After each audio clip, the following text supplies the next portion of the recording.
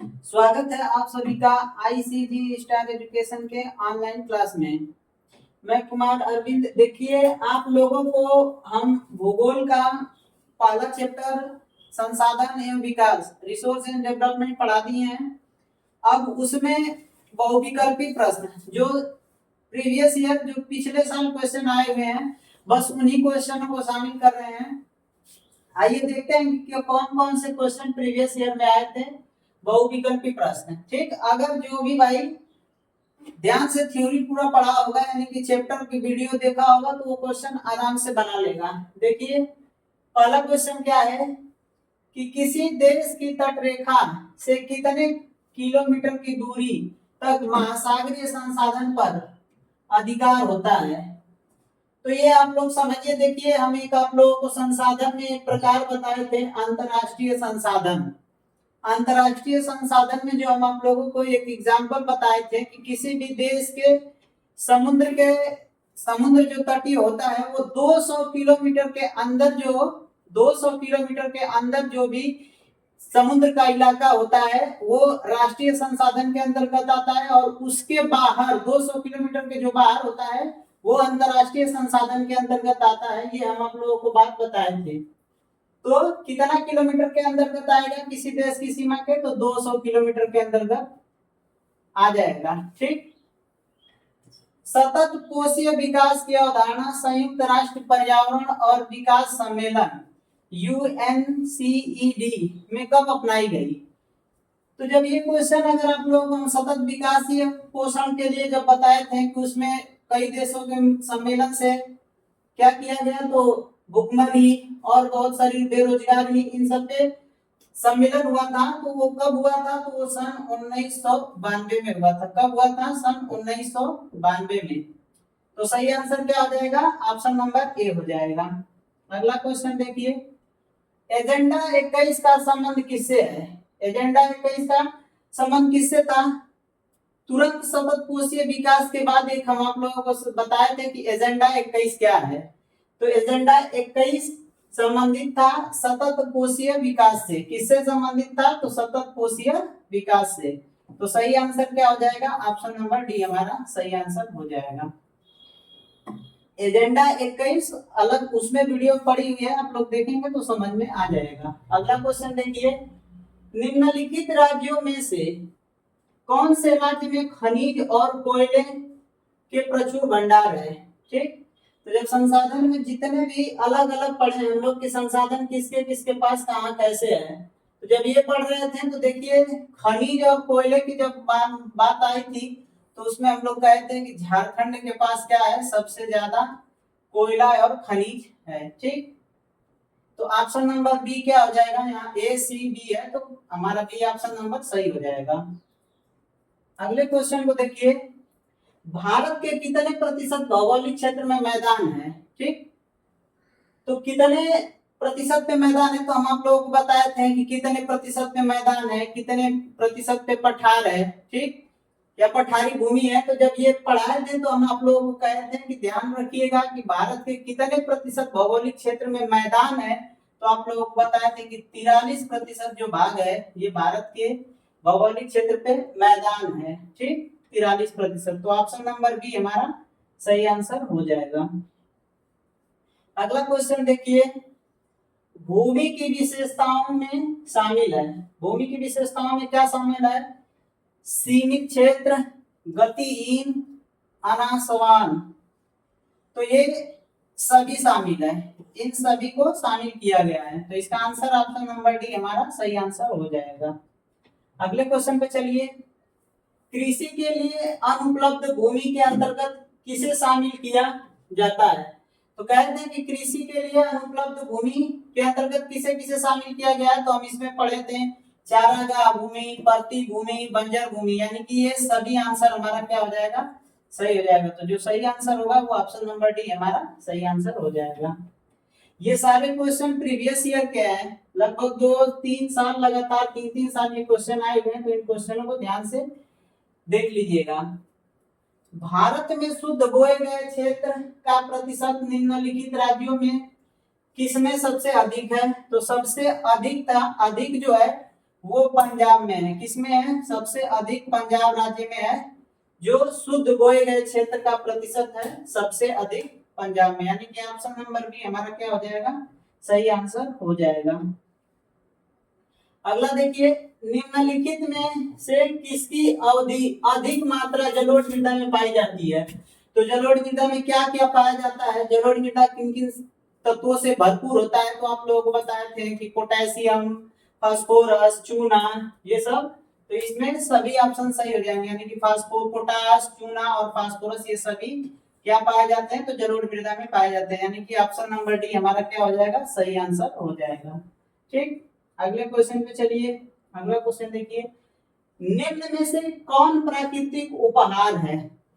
तो जब हम लोग पढ़े थे, देखिए इसमें तो ऐसे ही समझ में आ जाएगा, श्रम नहीं, भूमि। भूमि क्या है? प्राकृतिक उपहार है, पूंजी नहीं, संगठन नहीं। और जब हम लोग भूमि संसाधन पढ़े तो सबसे पहला शब्द यही था कि प्राकृतिक का उपहार है। भूमि प्राकृतिक का उपहार है, ये पहली ही लाइन भूमि संसाधन में हम लोग पढ़े थे कि प्राकृतिक का उपहार भूमि है। भूमि संसाधन क्या है? प्राकृतिक का उपहार है। तो जो सही हमारा आंसर हो जाएगा वो ऑप्शन नंबर बी यानी कि भूमि हो जाएगा। अब अगला देखिए, भारत में वन भूमि का प्रतिशत क्या है?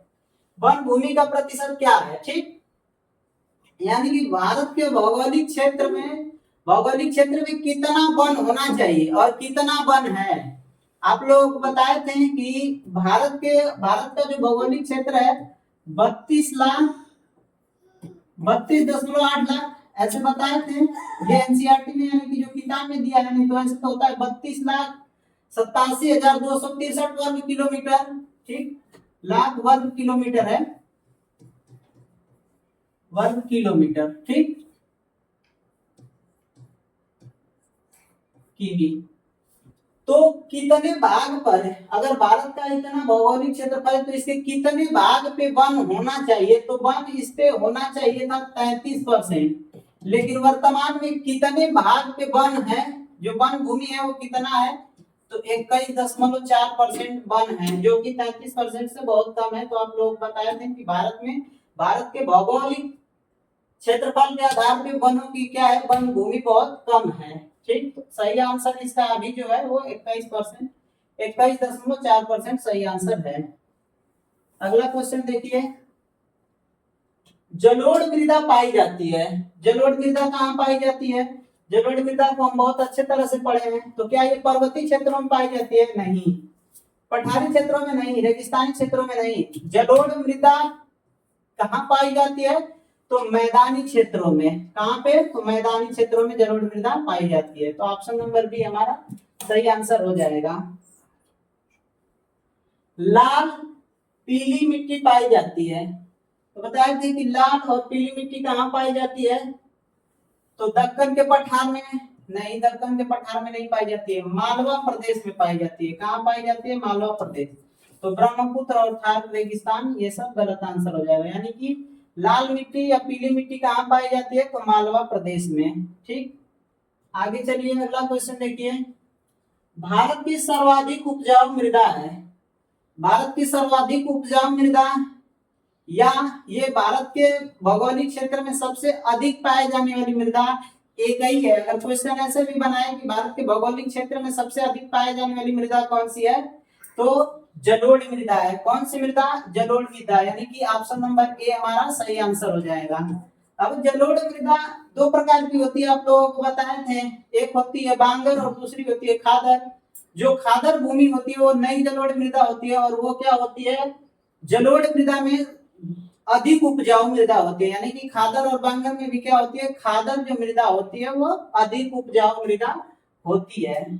ठीक, आगे चलिए अगला क्वेश्चन देखते हैं, जलोढ़ मृदा का निर्माण होता है ज्वालामुखी विस्फोट से, नहीं ग्लेशियर से, ज्वालामुखी नदियों, ज्वालामुखी विस्फोट से। इसी ऑप्शन को दो बार दे दिया है। नहीं, जलोढ़ मृदा का निर्माण कैसे होता है? नदियों से। आप लोगों को बताए थे कि जब नदियां अपने उद्गम स्थल से जब चलती हैं तो वो कटाव करते हुए चलती हैं, अपने किनारों से बहुत सारे अवक्षेपों को लेकर के आगे बढ़ती हैं, और उन्हीं अवक्षेपों को क्या करती हैं, तो मैदानी इलाके में ला करके जब छोड़ती हैं उसको, तो वो जलोढ़ मृदा का निर्माण होता है। और यही मृदा भारत में सबसे बड़ा मैदान निर्माण करता है, जो उत्तर का मैदान कहलाता है। इसमें सिंधु, गंगा और ब्रह्मपुत्र नदियों के अवक्षेप से क्या बनता है, यानी कि जो कूड़ा करकट ला के छोड़ती है उससे ही ये जलोढ़ मैदान का निर्माण होता है, जलोढ़ मृदा का या उत्तर के मैदान का निर्माण होता है। तो यहाँ समझ लीजिए जलोढ़ मृदा कैसे बनती है, तो नदियों से बनती है। ठीक, अगला क्वेश्चन देखिए, काली मृदा का निर्माण होता है। काली मृदा के बारे में आप लोग बताए थे कि काली मृदा का निर्माण कैसे होता है। अगर नहीं भी बताया थे तो यहाँ समझ लीजिए कि काली मृदा बहुत महीन कणों से बनती है। काली मृदा को रेगुर भी कहा जाता है। कपास की अच्छी खेती होने के कारण इसे काली कपासी मृदा भी कहा जाता है। तो ये सब बातें इसके काली मृदा के बारे में बताया गया था।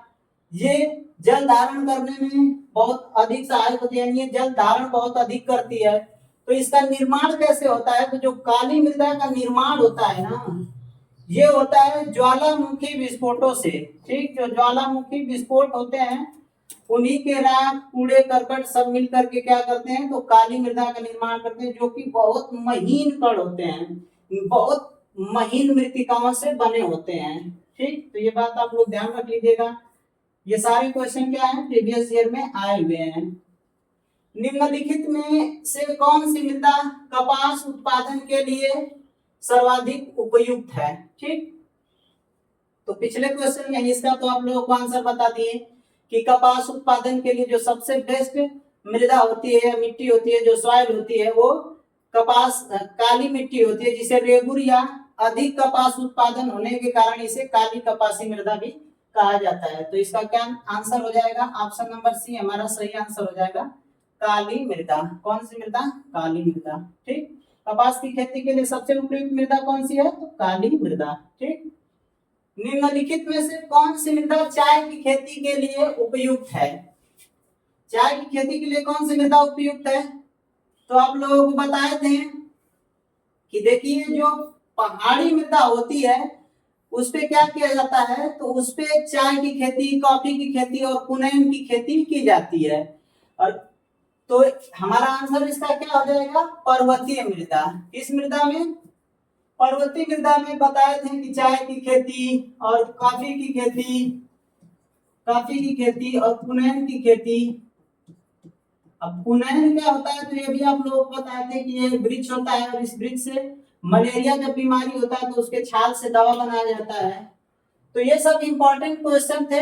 इसका सही आंसर ऑप्शन नंबर ए, पर्वतीय मृदा हो जाएगा। तो ये सारे प्रीवियस ईयर के क्वेश्चन थे और हमने ये सारे कंप्लीट किए। अगर वीडियो अच्छा लगा है तो वीडियो को शेयर करें, जो चैनल पे नए आए हैं वो चैनल को सब्सक्राइब करें। धन्यवाद।